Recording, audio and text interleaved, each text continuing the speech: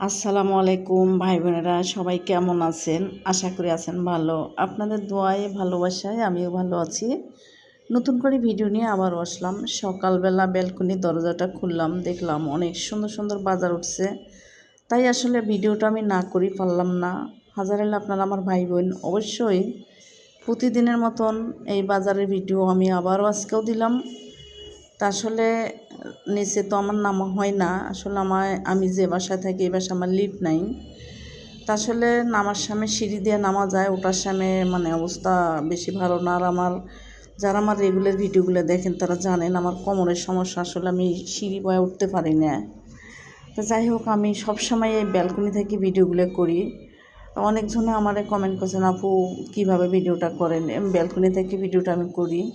তো যাই হোক, ভিডিওটা আমার যদি ভালো লাগে অবশ্যই বইন মনে করি একটা ফুল ভিডিওটা দেখে একটা লাইক দিয়েন।